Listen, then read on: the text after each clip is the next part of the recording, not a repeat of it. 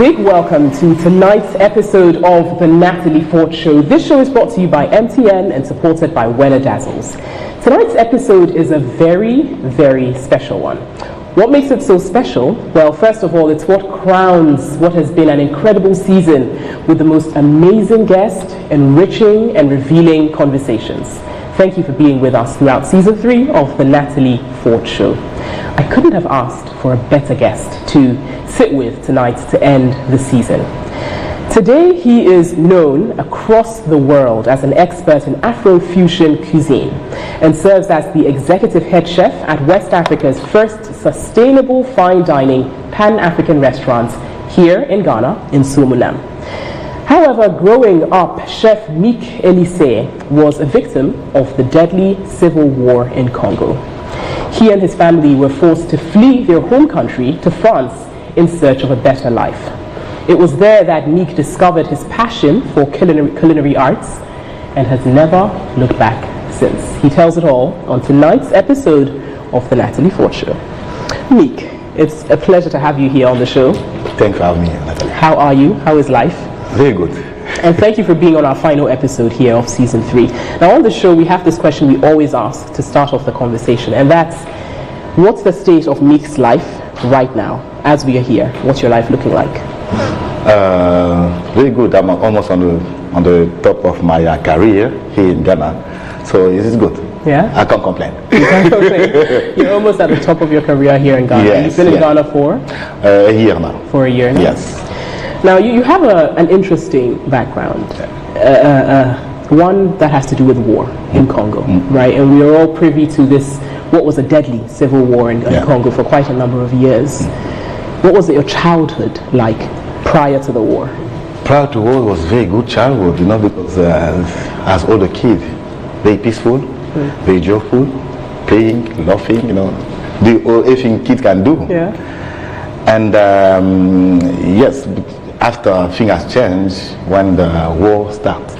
What was life like? What did your parents do for a living? My dad was a lawyer.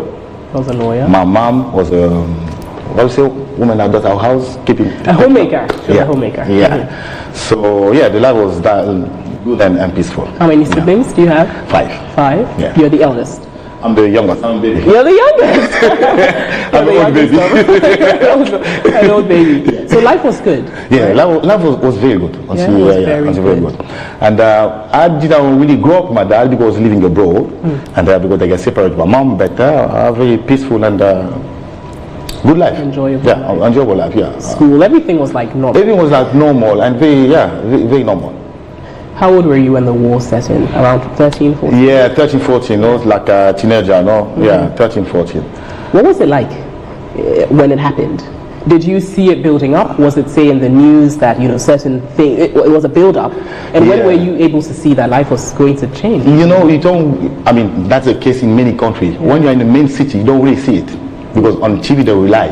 Rely on TV. Of course, they'll tell you something else. It's more extreme on TV. Yeah. Now with social media, we can really know what's happening in your own country. Yeah? But before, we didn't have social media.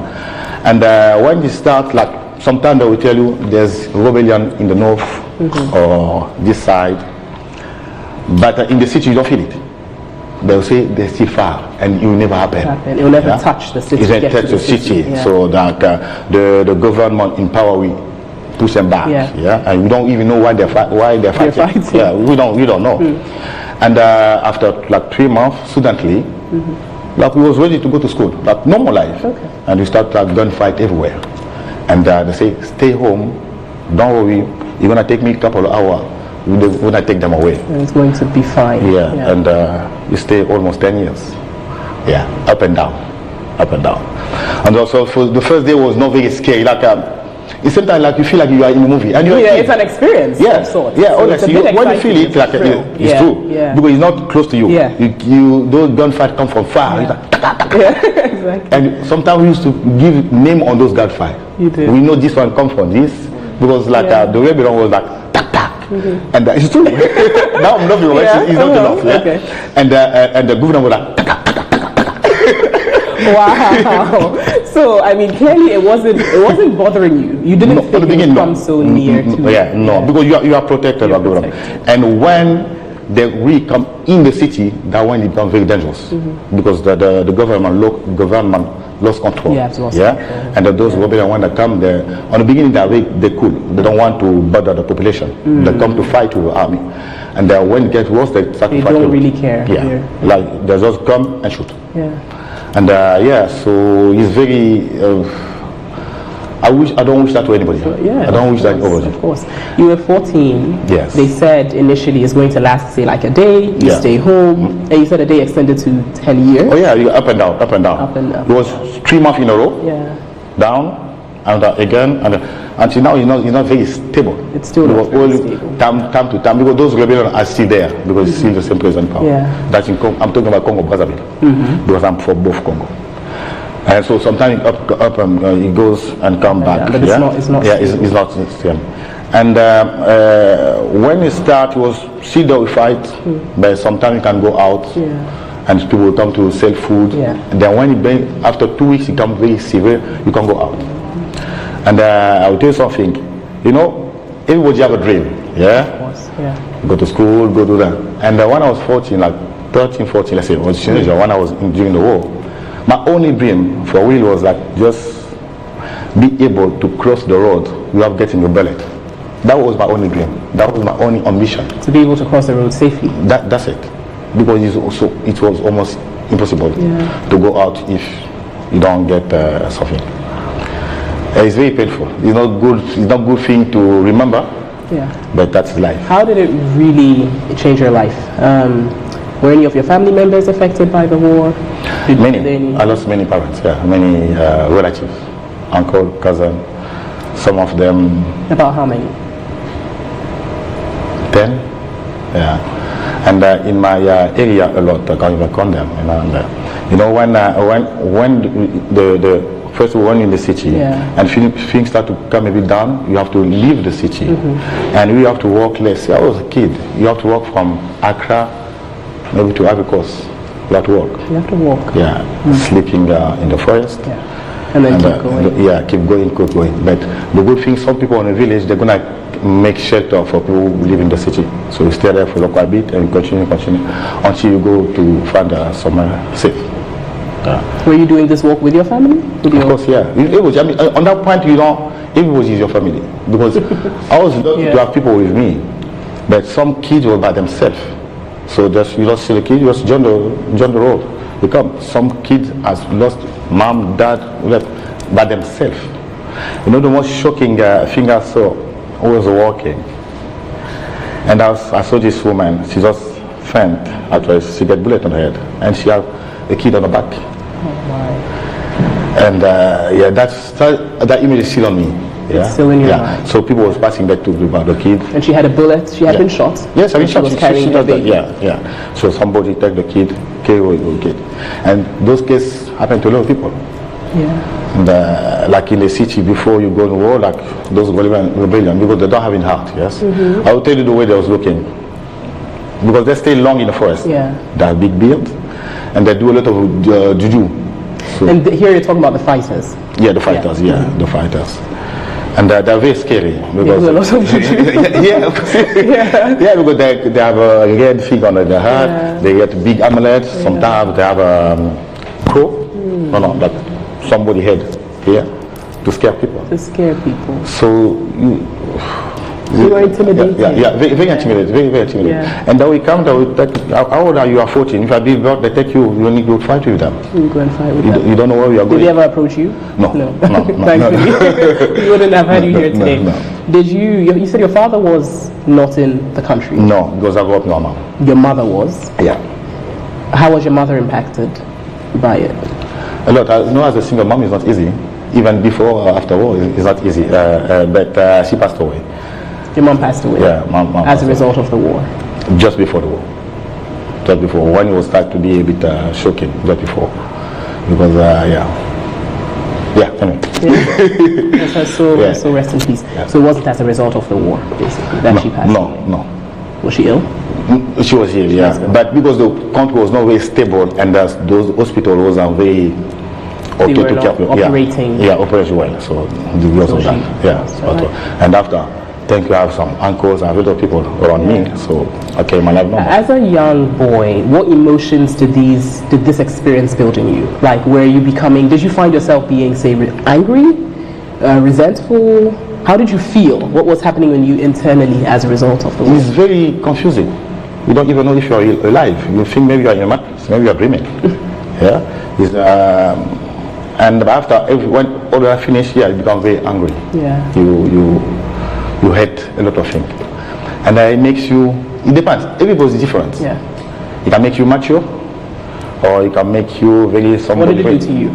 Mature. What do you think it did? Mature. You think it matured you? Yeah, mature. Were there any negative impacts emotionally that you think it built up in you? Yeah. Aside maturity? Yeah, I mean that negativity gives me maturity. yeah, because I start to hate. Sorry to say that, to hate a lot of people who used to control our country. Because we ask nothing. Like a lot of governance, a lot of politicians. And we start to see the truth about what's happening as well. And yes, that gives us a lot of bad resentment. But in the same time, you have to say, I have to keep going. Yeah. Because if God gives you the luck to carry on, then you are lucky. Because a lot of people... And the life, really, if God gives you life. Yeah, gives you life. And it gives you health, so you have to keep going because you have been chosen to live. Some friends didn't make it, but God give you that. So just say thank you. Just be thankful. Yeah. So you were 14 when you then moved to France? Yes. Yes? What was, if you remember, what was like the first day like? What was it like? When I was kid, we used to watch this movie they call Kokumbo à Paris, Kokumbo to Paris. Know that? Yeah. First, when I come in France, first time, you have the trauma of the war. Yes, and you are young. You don't have your family or your family, and you don't have your friends. It's like you are in the middle of nowhere, but you are happy because you're in a new place. You're in a new place. Yeah. Place the welcome you, they give you shelter, and they show you new way to take. So you're happy, but it's very complicated. Like say for me, I grew up in Congo, never been out of Congo, and on that time the world wasn't very open like now, as I say. So I knew only Congolese people. Then now, at 14, I arrived in France, see a lot of people, see a lot of white people. White people, Even though we speak French, but they speak so fast. So. French is a bit different. Yeah, it's different, In Congo, we really know how to write, but the accent is different. So, so you feel like, where am I, Yeah, are you speaking French? Yeah, I do speak French, but I can't really understand what I say. It was very funny. It was funny, but that makes you understand that you are not in a country anymore. You need to be exposed to new culture, new place. And there was very, very, very good people. When you come out from those difficult parts, they make you feel welcome. And they want to reprogram you because you live too much trauma. They do the best to make you like now you're in a safe zone. Now you can be secure, peace.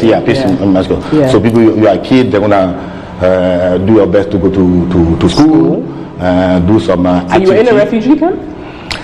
It was a refugee camp because my dad was French, so it's different. When you are a refugee, they take you from Africa, and you need to apply to be a refugee. But I left Africa as a French, so I was the secretary of French people. But because we come from a war, they put everybody in the same shelter. So I'll call it a refugee camp. So we stayed there a little bit. Then as soon they find a space to put you, then they send you. You can be in different city. So let's say you come in Paris, in Accra. If they find a space for you, for your family, in Kumasi, they send you in Kumasi. If they find in Takobi, they send you in Takobi. They send you there. And so where were you sent? And at what point did you get back to school? Okay, when I arrived, I was in Paris. I stayed a little bit. Then they sent me in Toulouse. Toulouse, which is south of Paris. So I grew up in Toulouse. Well, because I arrived there, I was 13, 14, so I was 14. And there where I grew up, where I made myself, where I go back to school, where I get all my education. And I had the choice. Because you come from Africa, they need to check your level of education. Your level of education. Yeah, don't forget, because of war, for almost 1 year, don't go to school. You haven't been going to school. So you go back to school. and they give you a good education. Then you continue your general school, or you can choose a job to do. I mean, because so what did you pick?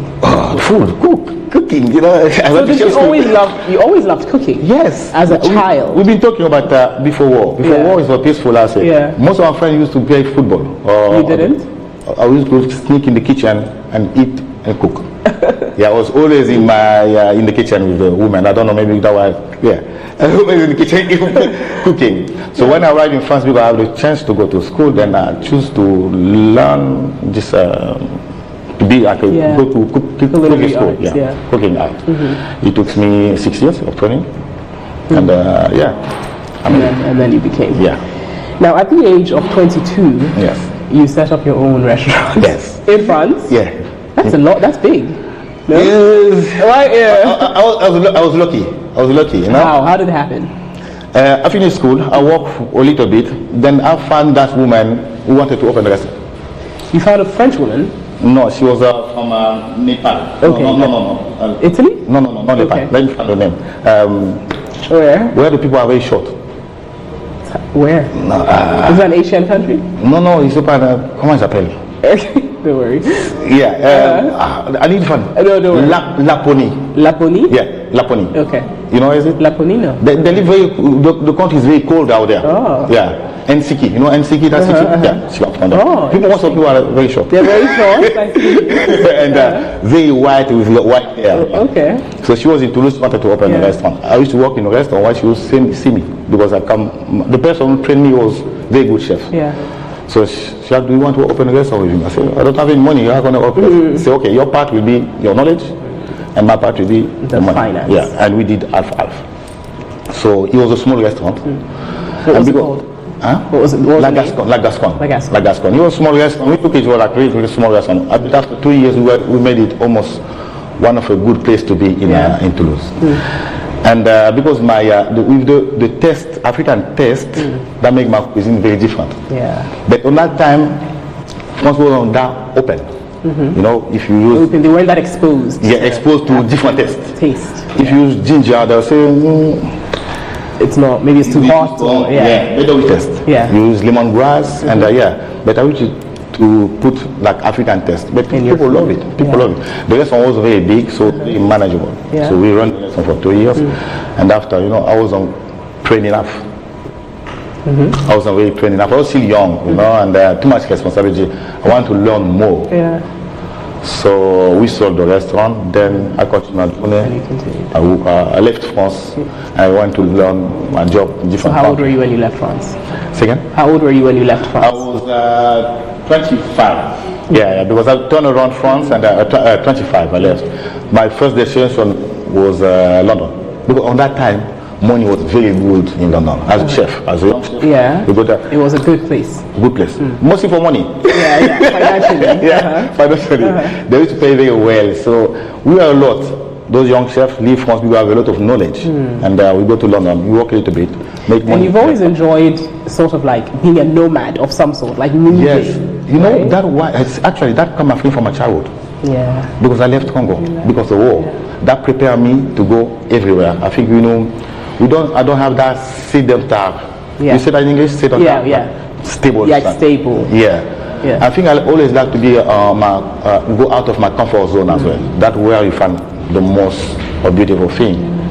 Because let's say, if I never left France, I will not be here. Yeah. If I never left Congo, I will not go to France. So I like to always to go out, go exposed to new things. Yeah. And that's the way you learn. When I was young, as a chef, you need to know a lot of cuisine, a lot of culture. Then you create your own style. Yeah? Because we all go to French school. Yeah. We all French chefs. But everybody has a different touch. That's because of your knowledge of the world, knowledge of different your exposure to different cultures and taste. Yeah. And now you're here. You said you've been here for about a year. Yes. We're going to talk about your journey to Insumunam, to Ghana, and giving back to Congo, right? Because I know that's very important for you. Stay with us here on the Natalie Fort Show.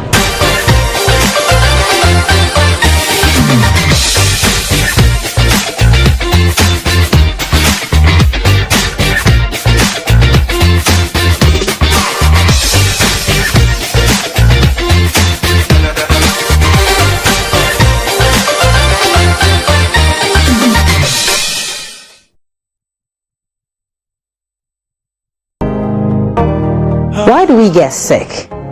What can we do to avoid preventable diseases? Would you like the opportunity to learn about some of the most common illnesses, preventative measures, and how to completely avoid them?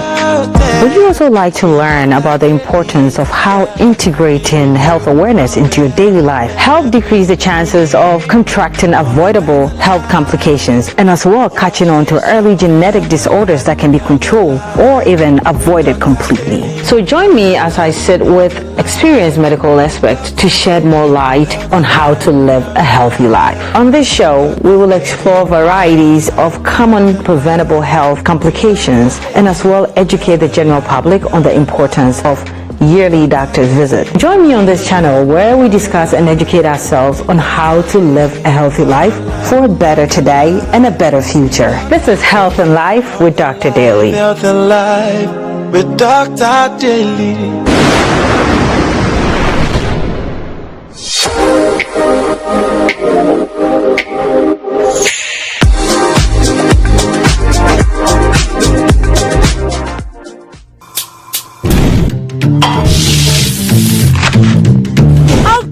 I dig it. Juliet is a sports journalist. Join us this and every Saturday as we scan you through the various African countries, dishing out delicious meals. Today we're doing something from Zimbabwe. I'm cooking satsa today. Lindole from Cameroon. It's Ghana versus Cameroon. I asked, which meals are you best at in preparing from another African country? Not sure?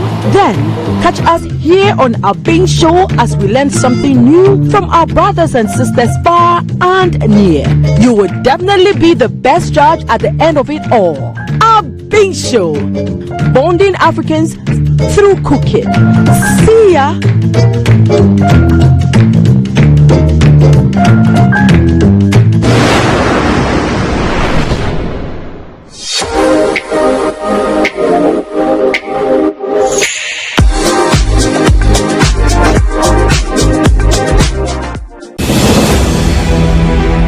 The EIB Election Hub is back, stronger and bolder than ever. Across every corner of the country, our reporters are there, armed with one mission: to deliver minute-by-minute updates that will leave you craving more.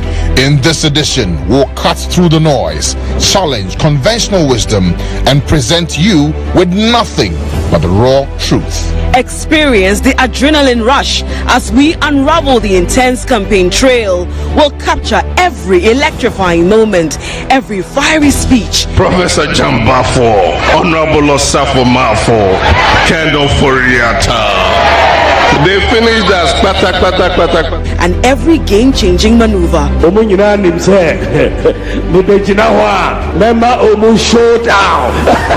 Nothing will be left to chance in our quest to bring you the most comprehensive coverage. Through our interactive platform, your voice becomes the driving force. Engage, debate, and make your mark on history as we redefine the way you experience an election. Welcome to the revolution in election coverage, your passport to excitement, truth, and timely information. EIB Election Hub. Credible, compelling, and comprehensive election coverage on TV, radio, and online.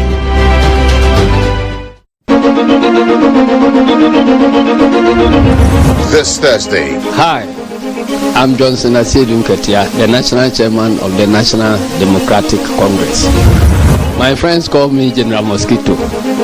Meet me this Thursday on Star Chat with Bolare. Hope to see you there. This Thursday, make a date at 7 p.m. on Star 103.5 FM. You're simply the best station. Also live on Empire FM in Sekani Takrade, Ultimate FM in Kumasi, and Ago FM in Nkoko. Star Chat is proudly sponsored by MTN. Everywhere you go, Koa Herbal Mixture for your general well-being.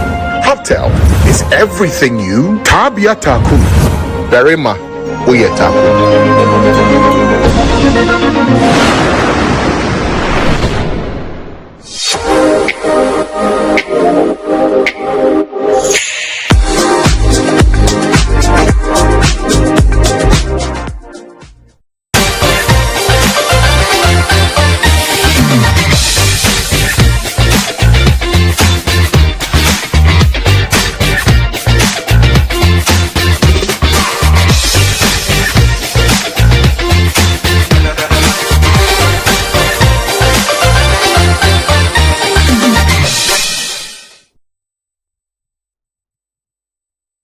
You're welcome back to the Natalie Fort Show. The show is brought to you by MTN, supported by Wella Dazzles. Now, I've been speaking with Chef Meek Elise. Yes.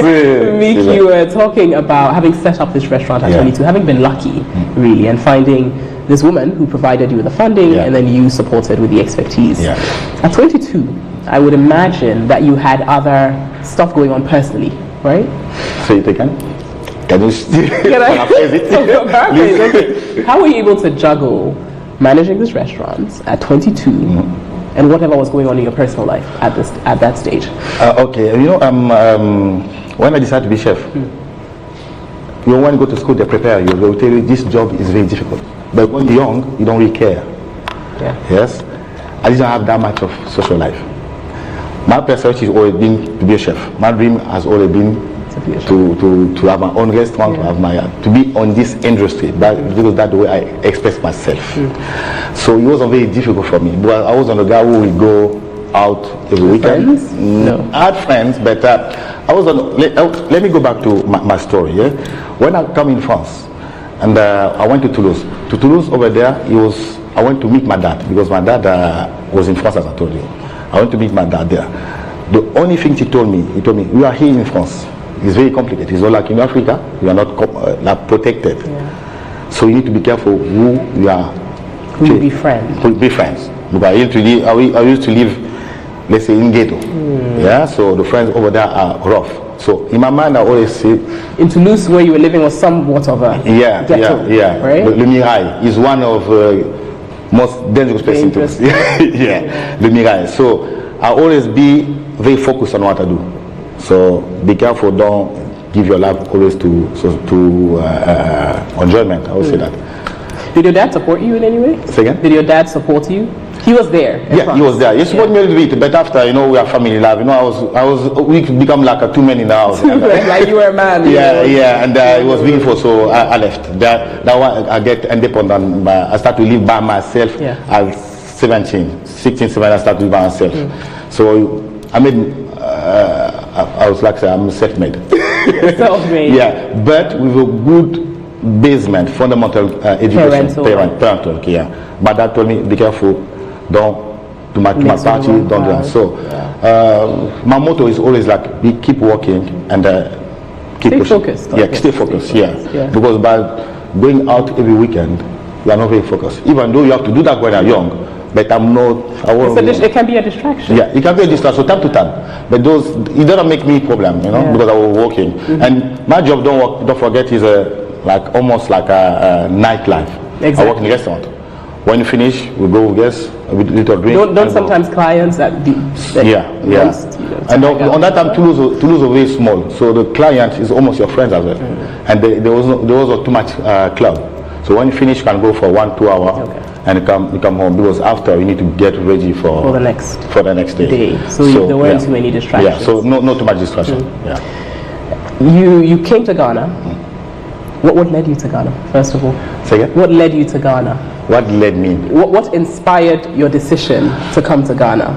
Okay, my investors. My investors. Your investors? Yeah, because I believe in the law of attraction. Yeah. One of my investors was here. I was in London, but we was thinking about the same thing. Putting like African food out there, give more exposure to African cuisine, and So when she contacted me and she told me I want to do this, and I was saying I want that as well. I want to come in Africa. I said, why not do it? I come here for 4 days. Because I'm very spiritual. I need to feel the connection. So I come at first. It's important to you to feel the energy. It's very important. That's the key. So I come for 4 days. We speak and so okay, let's do this. The connection was there, so I will move. Then I move there. I come actually only for this project. You came specifically for this project. Your work within Suriname. Yes. And you serve as the executive head chef. Yes. So why that role? Why that title? Because you mentioned it's your investors who brought you here, your partners of some sort. Do you serve in a partnership investment role with the restaurants, or specifically as a chef, as the head chef? Spaces as a head chef. Yeah, that's how this is also. Yeah, as a head chef. So I'm here actually to train the people, make the place work, and give more exposure to the restaurants. And what make me mix to the philosophy of the restaurant is because they really want, let's say, what we want is to make this place to be the first sustainable restaurant in Ghana. Yeah, and we are working hard for that. Everything we do here is local, sourced, like every day or 2 days. Sourced everything, fish. yeah. We use only fish from Ghana. We only vegetable for Ghana. Almost everything is only local. And when we work, we give back to the community, and that our way, like to recognize all those people who work out, do hard labor for our product. You know, here in Ghana we have some of the best fish in the world, but a lot of people don't know it.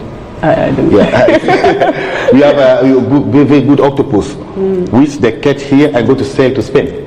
We have lobster, get here, go to sell maybe in New Zealand. But it comes from here. The aim of a restaurant is to use what we have in Ghana, because it's kind of let's say it's synergy. Yeah. It's synergy. Yeah. Okay. Now the problem we're facing sorry, maybe give me 2 seconds to explain that. Please, no, go ahead. The problem we're facing in Africa. We sell what we produce, and we buy what we eat. We sell what we produce and we buy what we eat. Yeah. Okay. You see, we're gonna eat a lot of frozen chicken. We don't produce that. It don't come from here. We import it. But that hard chicken, you underestimate. We sell it abroad. We have some vegetable here. We don't. We can see in our food, mostly in our meals. Yeah, we don't have a lot of vegetable. We have a lot of starch. Yeah. But we produce vegetable here. We sell them abroad. So that's a big problem. Here, the restaurant is to give value to what we have here. Don't buy, produce. For that, I want to come with one project. I'm going to call it One Chef, One Garden. I want every chef one garden. Yeah, I want every every chef to have a garden. Yes, it's very important. We need to produce. And we need to consume what we produce. Sustainability is that we're talking about. Just buy next door and don't go invest too far. Make the community work. You are producing. That the way the economy works, and that way we motivate people as well. Why should I go to buy cabbage in Italy? It's true. When you have cabbage here, we have it here. You know. By the time you come here, rice. Let's say rice here is a big one. We don't use wheat. Yeah, wheat flour. Because in Ghana we have sorghum, we have millet, we have follow. So the flour I use here is sorghum, millet, or follow sometimes. I don't buy wheat. Time to time, but that I'm talking about sustainability. Fish coming from our shore. I'll go to see my farmers for my vegetables. Yeah, even my clothes is sustainable. You know, this is made from Ghana. This is Ghana made. Yeah, of course, yeah. Nice. Wonderful. The person who made his name is Fence. Yeah. A Ghana made outfit. Ghana made outfit. How do you feel, because I see you're very passionate about this, that this can change the continent? Like when we eat what we produce, how do you feel like it can change the continent in the long run? First of all, you change your health. Yeah? Because you are what you eat. Your first medicine is in your food. Even don't talk about economy or anything. Be healthy first. So the only way you can be healthy is eat well. Eat what is next to you. It will change a lot because the more we now consume our own product, the more we produce it. And if we have that self-conscience to know that the best food for me is that one is next to my garden, not that one coming frozen. So you change the continent. You work for the economy, you work for the health, you work for everything. It's a long way. There are a lot of people doing that, but we are encouraging people to do it more and more. Yeah. How long do you plan on being in Ghana? Question mark. I knew you were going to have that sort of response. No problem. I understand. I'd imagine that in loving being some form of a nomadic chef and moving, are you married? Do you have children? Yes. Okay. A beautiful man like me, obviously. There's somebody on the back. Beautiful man like me, wow. Okay. I'm a married man. I got family. Very happily married. Wonderful. How many children? 3. So I'd imagine girls. 3 girls? You don't have a boy? No. Oh. I wish I had one. You wish? Well, your wife. That's a conversation for later. Do your kids have any? You like moving. Yes. In these movements, are you moving with your family all the time? Yeah, always. I'm a family man. When I have a new project, I always say that I'm a family man. You want me to come? You need to support me with my family. Wow. If you can't, then you're not coming. I'm not coming. That's one of the conditions. Look, I can't work without my family. I can't see myself being in Thailand when my family is in Congo or in Ghana. Yeah. Do you feel like your upbringing and seeing your mom as a single mom in some way informed this being such a family? Yes, because it's very difficult to be a single mom. Yeah. So I went through that. For me, you have to be in a family. I mean, if you can. Yeah. And for me, a man who has a family, you have to support his family. You can't leave your family here and you go left side. Yeah. It was different, but that's my choice. Yeah. Yeah. Absolutely. Very important. So how do your kids respond, and your wife? How does she respond to these movements? They start to have enough. My kids say, Daddy, enough more. Before coming here, I will open a restaurant in France. In France. Yeah. So my kids are British. They're born in London. British citizenship. Yeah, British citizenship. They're born in London. They don't speak French that much. So during the year, I have to move them, go to France, and we open the oyster here enough. And during the year, you have to move them, come into Ghana, go back to English. It's very complicated, and they need to make friends always. It's quite complicated. But I will do that maybe for more couple of years. You don't seem to care. No, because it helps them, I guess, as well. Yes, right? They got more exposure to know a lot of culture, to know a lot of people, and also language. Language is important to go everywhere. And why I decided to come in Ghana as well is to give my expertise. I train a lot of people in France, in Europe, open restaurant in Europe, but it's still Europe. I want to give my knowledge to those. It's not where you're from. Yeah. And I want to give my knowledge to my brothers here who don't have a chance to go to learn in France or in London. I have that knowledge. I will share that to them, and I have that energy. I will give that to them because that's the next generation. The boys I have here, they're doing very good. Yeah, I'm very amazed with them. So that is my motto, Inspiring others and training others. Training them. It's very important. Training is the key of everything on all domains. Designing, fishing, everything. Training is very important. When you're well trained, you can go very far. That's what I give all my energy to my staff here. Training. They support you, and then you keep even rising.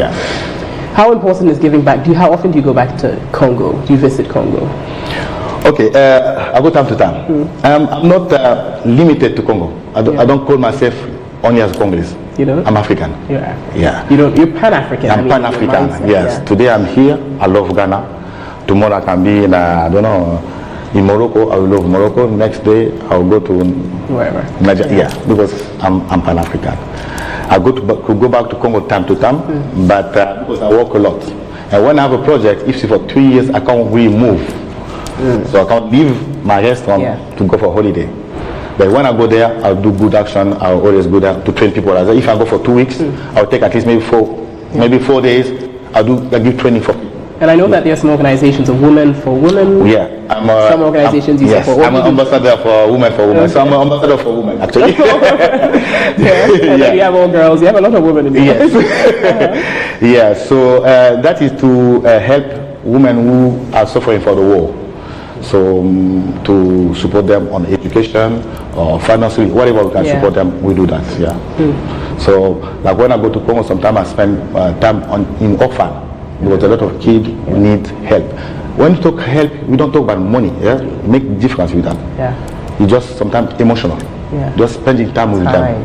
When I go there, I can cook a cake. I show them how to do a cake, and I play football with them, and I just hug them. I spend the day, and when you leave, you feel like those kids they have like good time.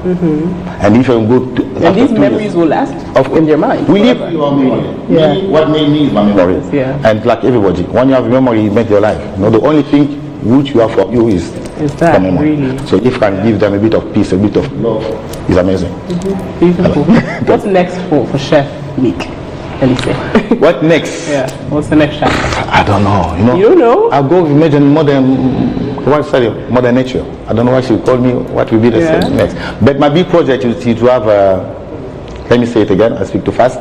my next project is to build a catering school. A catering school. But you don't know where yet. I don't know where yet. You don't know where. Yes, but that's one of my big projects. Give my knowledge and training. Education is a key. Yeah. You know, my mom always tell me, even you want to be a cleaner, you want to be a president, do whatever you want, but try to be the best on what you do. Because having a job is good, but having a career is better. It's better. All the chefs I train, I will tell them, I'm giving you a career, not a job. Not a job. A job is short term. Of course, yeah. Anytime, yeah. Right. So as we're rounding up, what would you say you fear most in life? What I fear most in life? God. No, I think I don't have too much fear. Yeah, because sometimes fear gives you strength. You have to fear something, and when you know that thing, it gives you more strength. I don't have that much of fear. Yeah. And what most inspires you in life? What are you most inspired by?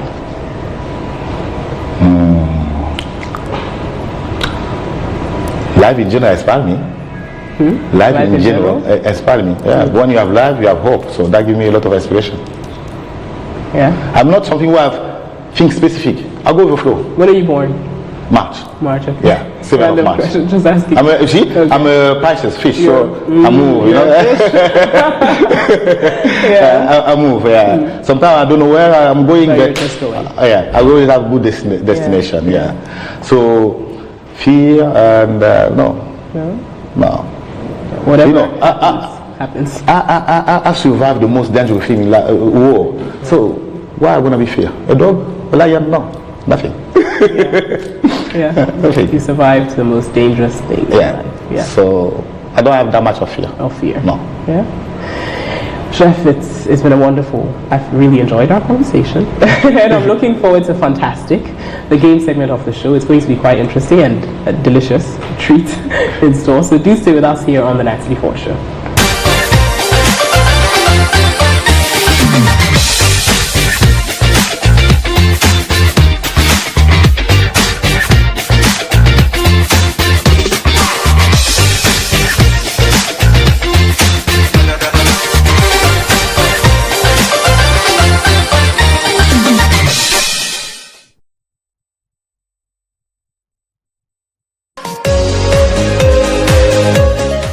On the 28th of October, the Achimota Mall, from 8 a.m. to 3 p.m., come and get your breast checked for free, absolutely free. It's organized by EIB. There'll be so much to drink, so much to eat. There'll be entertainment.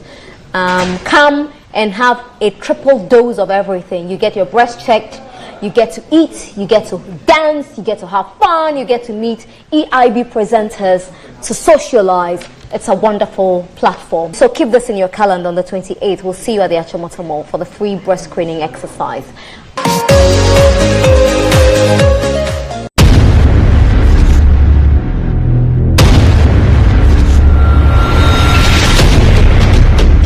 Well, right now you're active on the hottest, most fuego, the dopest show coming to you live from the motherland, live from the 233. Welcome to Rhythms 1-on-1 right here on your favorite TV station.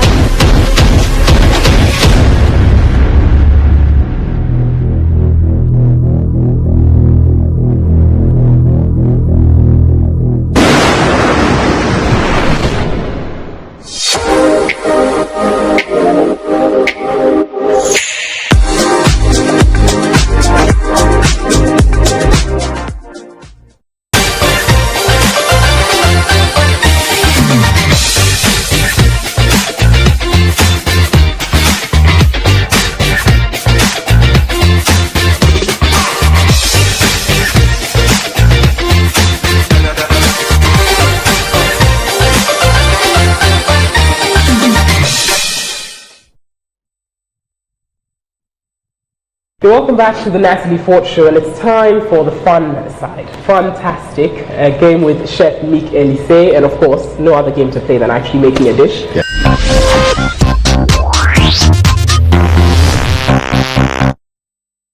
You're making a starter, correct? Yes. Okay, so tell me what you're going to be making. I'm going to do a egusi roll.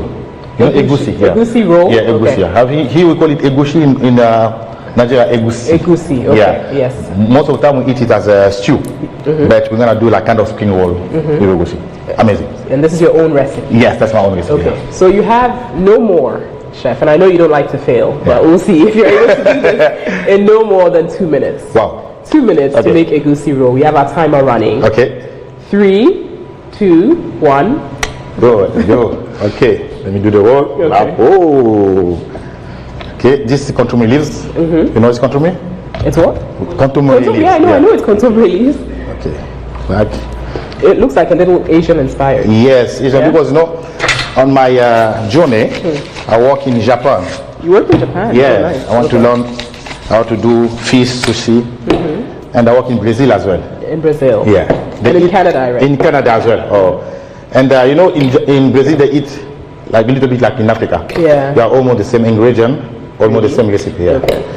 And but the technicity, I learn it more in Japan. In Japan. Yeah. So you can like infuse that, yes, those techniques into your meals. Yeah.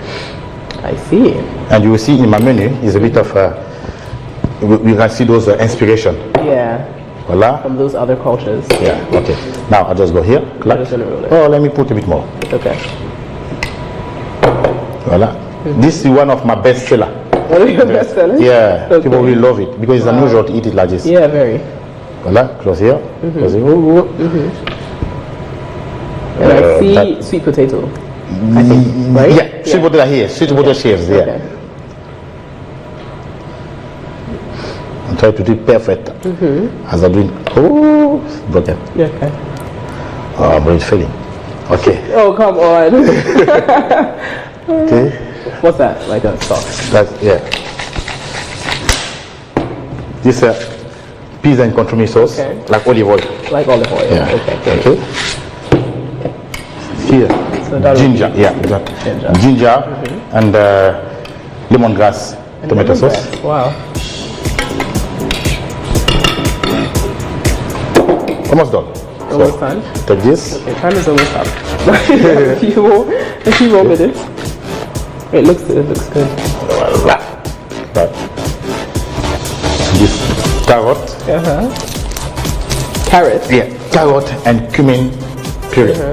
Puree. Yeah. And everything is local. Everything is locally. Every sauce, yeah. This comes from a farmer, and the gushi from the market. From the market. Yeah.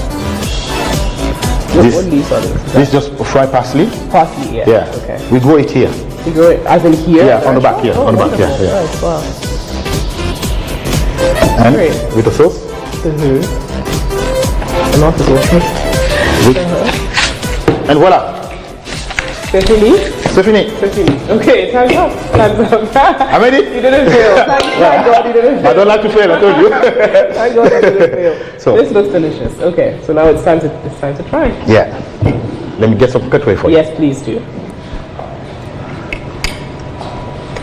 Now, how about your outfit? Because like I see that's a bit Asian inspired as well. Yeah, it's like a taekwondo. Yes. Yeah. Yeah. That's intentional. Yes, that's just my souvenir from Japan. Yeah. Because I like the way they dress and I like the culture, so I put that on me. And then the flags. Yeah, and the flags. Okay. Here I got both Congo. You know, I told you I'm from Congo. Okay, Congo. Congo Brazzaville, Congo Kinshasa. I don't know which one is which. I can see. Yeah. But Congo Brazzaville and Congo Congo Kinshasa. Because my mom, she's from Congo Kinshasa. I died from Congo Brazzaville. Yes. Beautiful. It's beautiful how you like webbed it. Thank you so much. And infused everything in. Okay, here we go. Time to taste. And if we dry it, put a bit of tomato sauce. Okay. You eat a bit of the sweet potato. Shells, yeah, it's good. Yeah. Okay. Do you eat a good egusi? No, the thing, the leaf. Sweet potato. The consomme. Because some people can have a reaction to it. Like reaction. Yeah. I eat consomme. Okay. Sorry. Oopsie. Wow. So. It's lovely. I like that smile. It's really good. Let me just Thank you, yeah. sweet potato and we're done. It's delicious. Thank you. I'll have the rest when we're done. It's delicious. And this goods is for vegan, amazing. Vegan, vegetarian, and the people who eat everything as well. But a lot of you can take it. Amazing. Chef Meek Elise, thank you and congratulations really on everything. Thank you. It's not so many people who have gone through war and not just survived, but gone on to thrive, and you're thriving. Thanks for sharing your love of culinary arts with us in Ghana. I'm excited to see what the future holds for you. Thank you. Keep following. Thank you so much for being on the show, and thanks for gracing the last episode of season 3 of the Natalie Fort Show. And thank you all so much for watching. Do stay with us. You've got Star Woman and Proud of My Hustle next.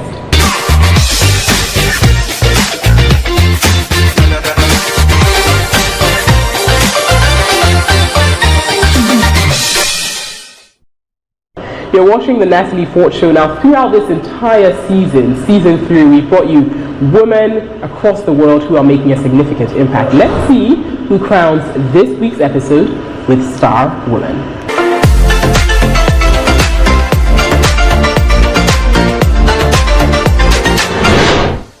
Zaina Damam, in 5 words, is ambitious, loyal, trustworthy, kind, and I would say happy. I've always been fascinated by stories, and I'm a storyteller, and I've been so for over 10 years.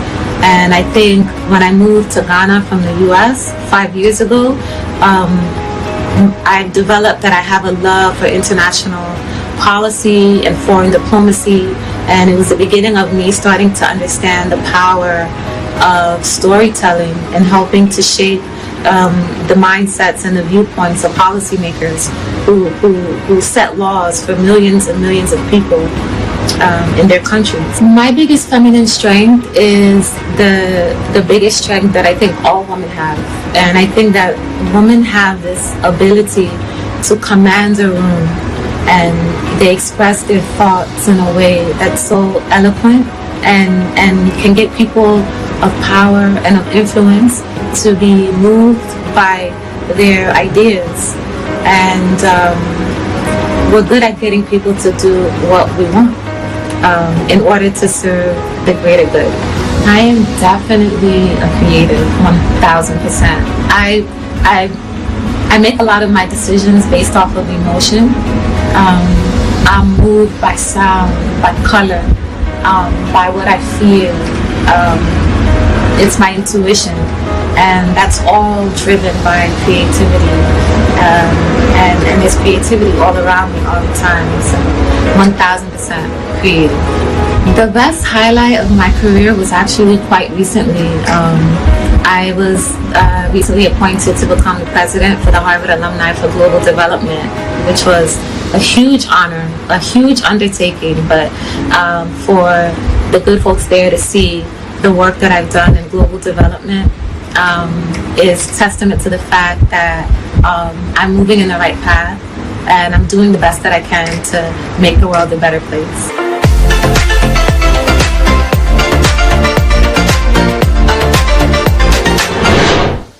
And now it's time for us to take a look at who is proud of his or her hustle.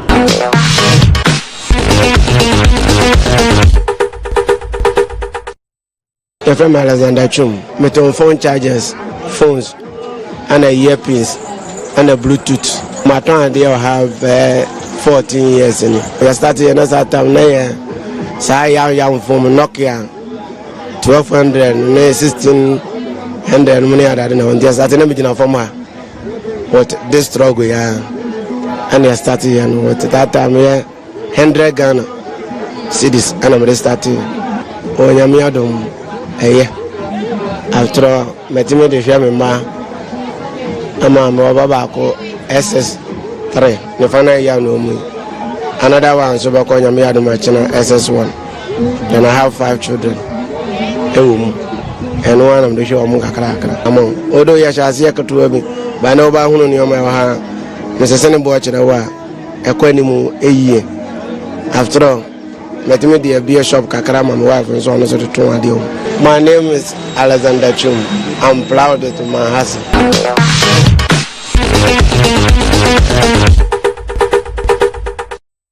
It's now that time on the show where I share my take on tonight's conversation. Now, my guest, Meek Elise, went through hell, for lack of a better word. He experienced war the loss of his mother prior to the war, the loss of 10 of his family members, displacement of his entire family. In spite of all these, he continued to hold his head up high and made sense of his life. Now, this is just to let you know, no matter what you're going through and how difficult things may seem, you too can make sense of your life as long as you have a positive outlook, strive on, and just know that there is a better tomorrow. That's what I'd want to leave you with as we draw the curtains on season 3 of the Natalie Fort Show. Thank you so much for sticking with us and for watching throughout the entire season. Have a lovely evening.